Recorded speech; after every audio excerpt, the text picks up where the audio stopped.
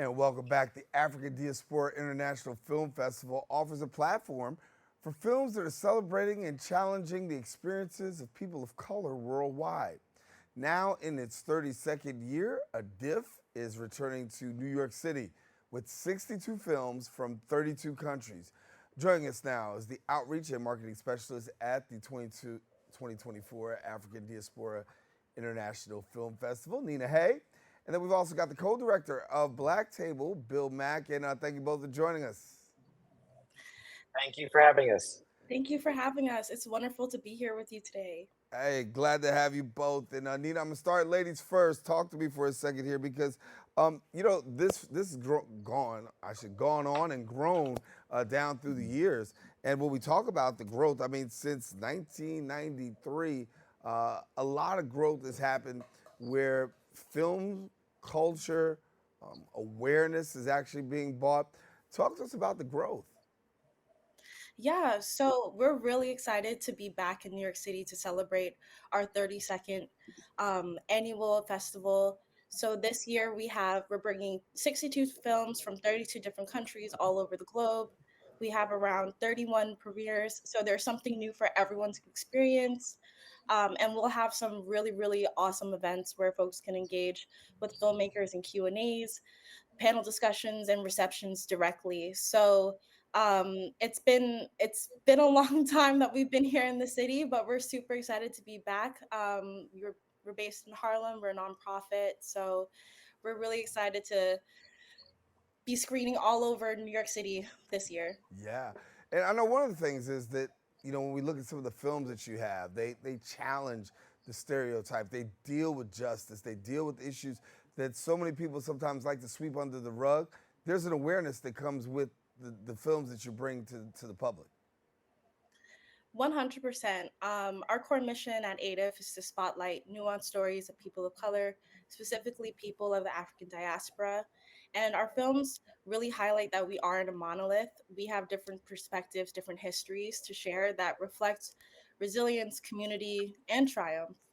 And I think Bill's film, Black Table, is really one of those strong films and documentaries that made a huge impact to our team here, considering that both of our founders had attended Ivy League universities, are of African descent, and this film directly speaks to how Black students in Yale navigate their life um, on campus. Yeah. I want to bring Bill in for a minute and have an opportunity to share with us a little bit. Bill Mack is the co-director of Black Table. I just talked about justice and really awareness, and this is what your film brings to the table. Correct. I mean, it's one of those things where black tables are the elephant in the room, in a lot of different rooms, in a lot of different environments. We chose to use Yale as a lens because it was an experience that we had, and people are familiar with the brand of Yale.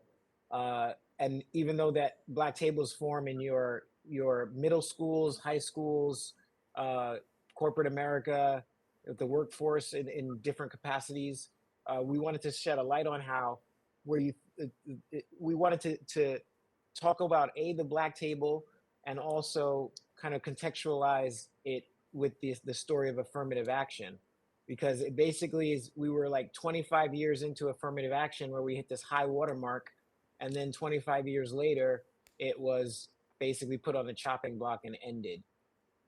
And looking at where we are right now as society and all that's going on right now, I think your film speaks relevance, right? That it's important to take a look at from whence we've come and where we are right now. What's the hope, Bill, for yourself, for people who actually take a look at this film? It's about uh, 93 minutes long. What are you hoping that people walk away with at the end of the 93 minutes? I think that in a way it sort of airs some dirty laundry, psychological laundry for people. Some traumatic things have happened in the film that are one of the reasons why uh, we form things like black tables. So I think it's two things. I think it's sort of a cathartic experience for those of us who have had experiences that are either microaggressions or macroaggressions, that we often hold inside for forever, Right. and that stuff really hurts. So there's that. And then there's for people who, wider audiences or aren't familiar with the Black table, I want them to feel like they sat at one. They actually got to experience one, so maybe it's less intimidating. Maybe they don't look upon it and frown upon it as something where the Black people are like segregating themselves. It's just a reason why, we need to have a safe space in our existence, especially when we're going through either a corporate struggle or an educational struggle. We just need to have a place where we don't have to code switch or change who we are to represent on a daily basis. Yeah. And let me bring Nina back in. And when we talk about the African Diaspora International Film Festival, a lot of work goes on in terms of creating this awareness, letting people know about justice, about the African diaspora, quite honestly. When we look at the African diaspora, talk to us a little bit about what you want people to take away there too, because as you have filmmakers, there are people who are really shedding light in some areas where light really doesn't necessarily get shown a lot. 100%. And this year we have an exciting, powerful selection of films led by women directors that illuminate the African American experience. We have a few titles such as um, Chocolate Milk by Elizabeth Gray Bain, which addresses racial disparities in birth and breastfeeding by following three Black mothers in Los Angeles who confront healthcare inequities while advocating for change. We have Locked Out by Kate Davis and Lucina Fisher, which follows Black women in Detroit as they strive for home ownership and amid systemic barriers. And we also have a really interesting gala event which is the premiere of Breaking Boundaries by Dina Burles, which follows Nastasia Generalova, who is a rhythmic gymnast of African American and Russian heritage, as she overcomes racial and economic hurdles to pursue her Olympic dreams. So, in many different aspects, we target different identities within the African diaspora, and we have a bunch of programs that really hits home for everyone.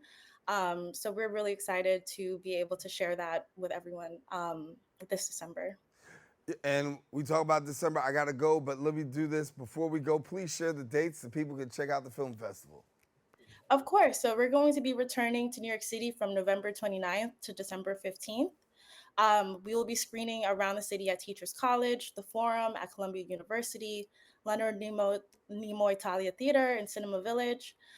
Tickets start at $13, and they're available online and at the door as well. Please, for more information, please visit nyadiff.org. All righty. Well, you kind of stole my thunder there, Nina, but I'll give it again and again. I want to say, Bill, congratulations, and I hope that people walk away with a greater sense of heightened awareness. And thanks for the work that you do. Thank you for having us, Darren. All righty, Bill and Nina, our guests here. Now, listen, as Nina mentioned, if you want more information, go ahead and visit the website at nyadiff.org. That's DIFF.org, and then follow them on Facebook and Twitter at NYADIFF. Encouraging you, don't go anywhere. We got more open coming up right after this.